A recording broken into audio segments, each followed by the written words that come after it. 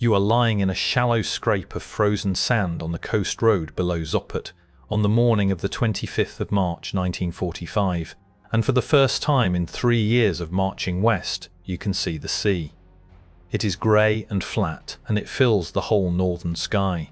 Behind you, the guns of the Second Belorussian Front are firing over your head toward the 2 port cities you have been sent to cut apart. Ahead of you, packed onto a strip of coast only a few miles wide, is what remains of a German field army with its back to the water and nowhere left to run. You've spent the winter chasing this army across Poland. This morning, you have finally caught it against the Baltic. The army in front of you was the German Second Army, and by the last week of March, it was a formation living on borrowed ground. Its commander was General Dietrich von Sorken, a tank officer given charge of a force that no longer had the fuel or the space to fight the way tanks are meant to fight. On paper, the Second Army was still large. It held 2 Panzer Corps and 5 Army Corps, a fighting body that months earlier had covered a wide front in East Prussia and West Prussia. By late March, that body had been squeezed into a coastal pocket around 2 cities, Danzig and the naval port the Germans called Gottenhafen, the town Poland knew as Gdynia. The sea was at the army's back, and the Red Army was closing the ring in front of it. To understand how the Second Army ended up trapped against the water, you have to start with the Soviet plan that put it there. The operation was the East Pomeranian Offensive, and it opened on the 10th of February 1945. 2 Soviet fronts drove it. Marshal Georgy Zhukov's First Belorussian Front covered the western half. The eastern half, the half that mattered for the Second Army, belonged to Marshal Konstantin Rokossovsky and the Second Belorussian Front. Rokossovsky's task was to swing north and east, cut the German Second Army off from the rest of Army Group Vistula, and push it back onto the coast where it could be pinned and reduced. The strategic logic was cold and correct.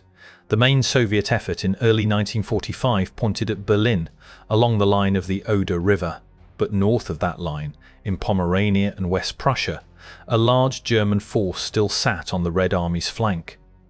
Leaving it there was a risk. If the Soviets drove on Berlin without clearing Pomerania first, the German Second Army and the forces beside it could strike south into the flank of the advance. Rokossovsky's job was to remove that danger. He was to isolate the Second Army, drive it against the Baltic, and hold it there while the rest of the front turned toward Berlin. The opening weeks of the offensive did the work of isolation.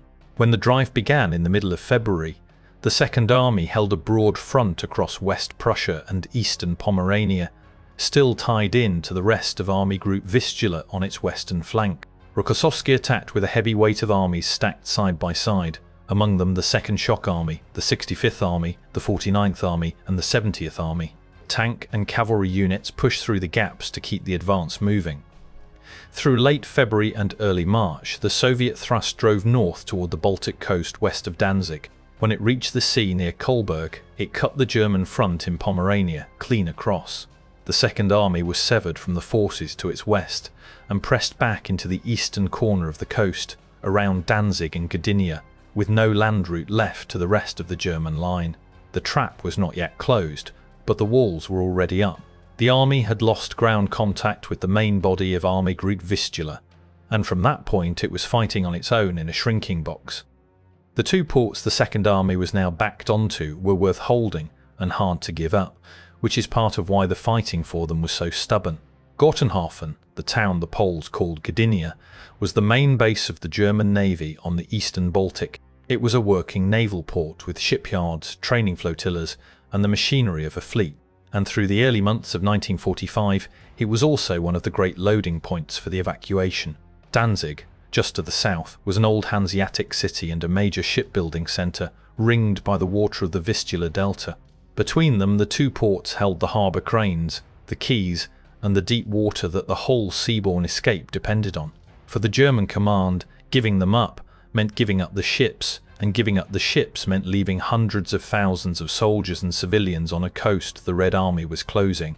So the ports were defended past the point of any military sense, not to win, but to keep the loading stages open one more day. Rokossovsky opened his final push toward the coast on the 15th of March. The aim of that push was simple and brutal in its geometry. The two German-held ports, Danzig and Gdynia, sat side by side on the Bay of Danzig, only about 12 miles apart. A single stretch of high ground and the coastal town of Sopot lay between them. If the Soviet advance could reach the sea at Sopot, it would split the German pocket in two.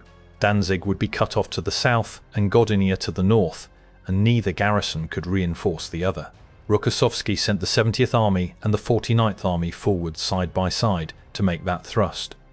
The German defence had real advantages of terrain and none of the things that turn terrain into a lasting shield. The ground around Danzig is broken by water. The Vistula River spreads into a wide delta of channels and marsh as it reaches the sea, and the low hills west of the ports gave the defenders positions to fight from. But the Second Army was short of everything a defence needs to last. It was short of fuel, so its tanks could not manoeuvre.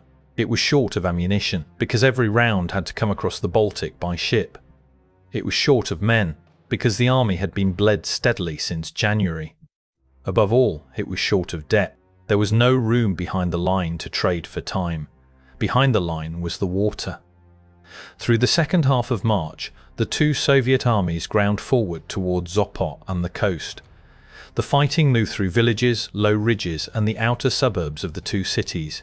German resistance was heavy in places and thin in others, because the Second Army no longer had a continuous front so much as a chain of strongpoints holding as long as their ammunition lasted. The Soviet method was steady rather than reckless. Artillery went in first, the guns firing over the heads of the infantry to break each strongpoint in turn, and the rifle divisions moved up behind the barrage to take the ground the shells had cleared. It was the same method that had carried the Red Army from the Vistula to the Baltic across the winter. The decisive stroke came when the Soviet thrust reached the sea. When the 70th and 49th Armies broke through to the coast in the area of Sopot, the German pocket was cut cleanly in two. Danzig and Gdynia were now separate battles. The defenders of each city were on their own, and each city had the sea at its back and the Soviet army in front of it. From that moment the outcome was no longer in doubt. The only questions left were how long each garrison could hold, and how many of the men and civilians trapped inside could be taken off by ship before the ground gave way.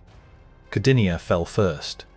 The naval port the Germans called Gotenhafen was the base of the Kriegsmarine on the eastern Baltic, and it was defended hard, but the defence could only buy days.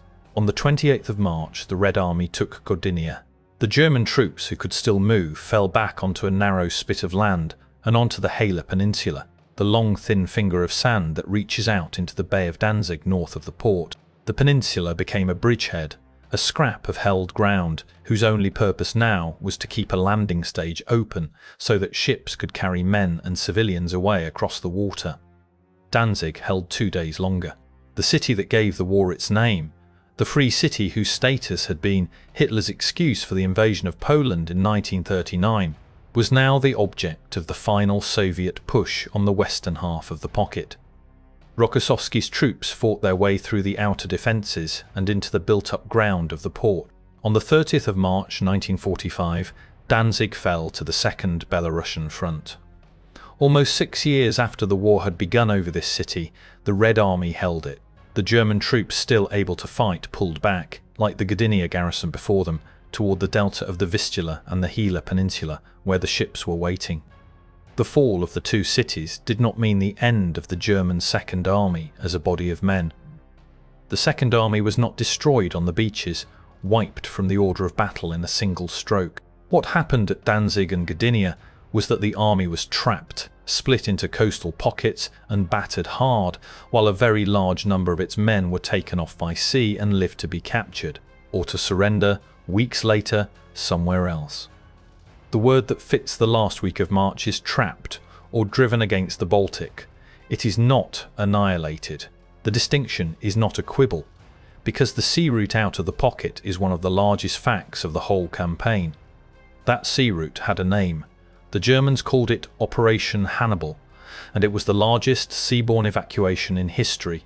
It had begun back in January, when the Soviet winter offensive first threatened to cut East Prussia off from the Reich.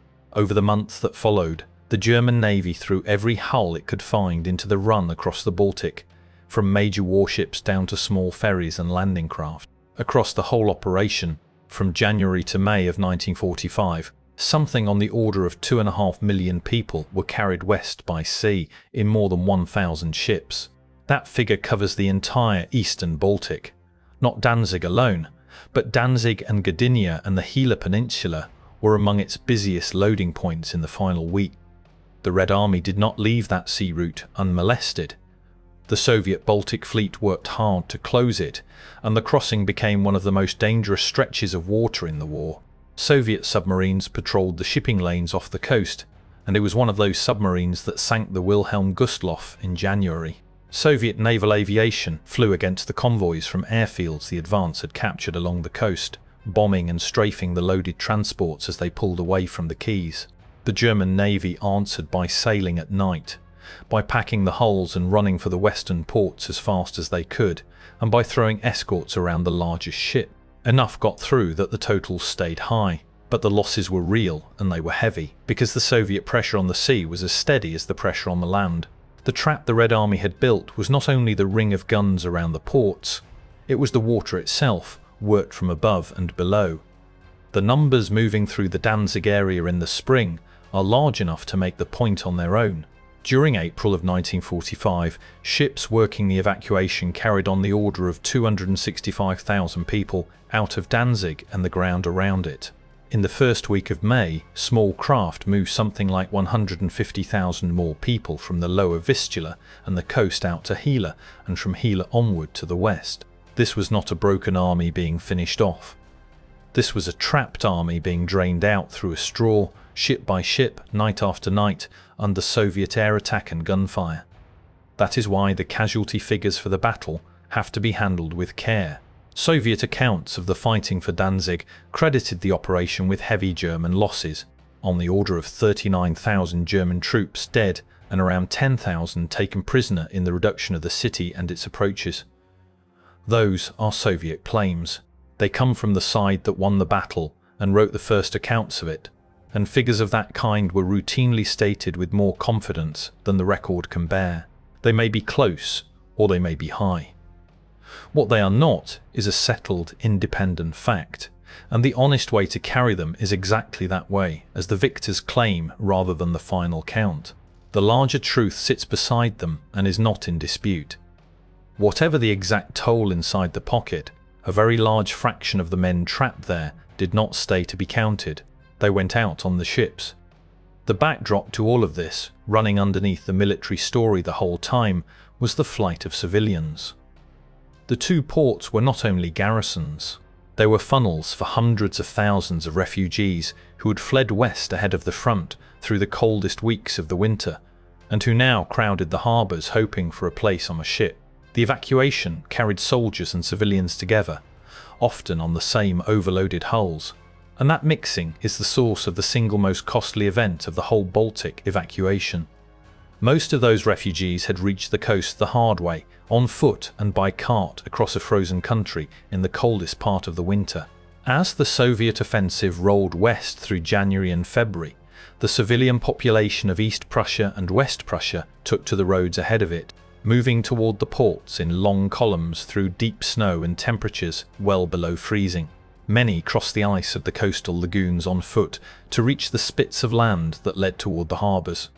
The cold alone took a heavy toll on the old and the very young before they ever saw a ship. By the time these columns reached Danzig and Gotenhafen, the ports were already crowded far past their capacity, and the arithmetic of the evacuation was cruel. There were always more people on the quays than there were places on the hulls tied up beside them. That imbalance, more people than berths, is the reason the ships sailed so dangerously overloaded, and it set the stage for the worst single loss of the whole campaign. On the 30th of January 1945, weeks before the two cities fell, a former cruise liner named the Wilhelm Gustloff left Gotenhafen packed with refugees and military passengers. The ship had been serving as a floating barracks in the port, and when she sailed, she carried far more people than she was ever built to hold, most of them women, children, and wounded men. That night, in a winter storm off the coast, she was struck by torpedoes fired from a Soviet submarine and went down in little more than an hour. The loss of life was staggering. The most cited estimate is around 9,400 dead, which makes the sinking the greatest loss of life in a single ship in history. It stands, in a clinical sense, as the price the evacuation paid for running so many people across a sea. The Soviet Navy was working hard to close. The Wilhelm Gustloff was one ship on one night, but she stands for the whole shape of what happened on this coast in 1945. The Soviet drive did the thing it set out to do. It cut the German Second Army off from the rest of the German front, drove it against the Baltic, split it between two dying ports, and took Danzig and Gdynia inside the space of a few days at the end of March. That was a clean and complete operational victory, and it removed the German threat to the flank of the march on Berlin exactly as Rokossovsky's plan intended. But the sea stayed open just long enough, and the German Navy worked it hard enough that the trapped army was bled out westward rather than captured whole on the beach. What was left of the Second Army did not surrender when the cities fell. Its remnants pulled back into the last defensible ground on the coast, the delta of the Vistula, the long sandbar that runs east from the delta, and the Hela Peninsula. On the 7th of April, the surviving pieces of von Sorken's Second Army were joined with the remnants of another shattered formation, the German Fourth Army, and the combined force was given a new name and a hopeless task. It was to hold the delta of the Vistula, the coast of Samland and the Hela Peninsula, keeping the last strips of eastern ground in German hands so that the ships could keep loading. The ground they held was well suited to a last defence. The Vistula Delta is a maze of channels, marsh and low wet fields, hard for tanks to cross and easy to defend, with a thin line of infantry and a few guns. Running east from the delta was a long sandbar, the Frischneerung, a narrow strip of dune between the sea and the coastal lagoon, and along that sandbar ran the last thread of a land route toward what was left of the German position in East Prussia. On the night of the 4th and 5th of April, as the pockets nearer Danzig were finally overrun, small boats and landing craft lifted the men of one such pocket, more than 30,000 soldiers and civilians, off the shore and carried them across the bay to the Hela Peninsula. That lift is a fair picture of the whole endgame on this coast. The fighting on land had no purpose left but to hold a loading stage open for one more night of ships. For another 5 weeks they held those strips of sand and marsh while the evacuation ran behind them. It was a defence with no object beyond buying time for the ships, and every man knew it.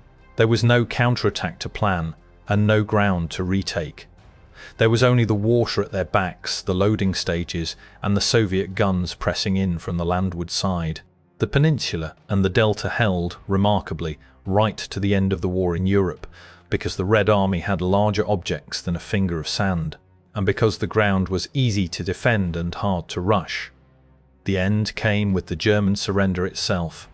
Von Sorken, the tank general who had commanded the Second Army since the winter, was still holding the Vistula Delta when the war in Europe ended. He was offered a way out by air, a flight west out of the pockets before the Soviets closed it for good. He turned it down and stayed with his men. On the 9th of May 1945, the day after the general German surrender took effect, von Sorken and the force he commanded on the Baltic coast laid down their arms to the Red Army. He went into Soviet captivity and did not come home for more than 10 years. So the fate of Hitler's Second Army was not a clean destruction on the sand. The army was not wiped out to the last man on the beaches of Danzig. It was trapped, which is a harder and more interesting thing. Rokossovsky's Second Belorussian Front did to it exactly what an army is most afraid of. It cut the Second Army off from help, drove it against a coastline it could not cross, split it between two ports it could not hold, and took both of those ports inside a week. From the last days of March, the Second Army had no future as a fighting force. It could only hold sand and wait for ships. And this is where the pro-Soviet reading of the campaign and the honest reading meet rather than fight. The Red Army's achievement in East Pomerania was the trap itself, pinning a whole field army against the sea, cutting it from the rest of the front and reducing its two great ports in a matter of days was a first-class piece of operational work, and it did the strategic job it was meant to do.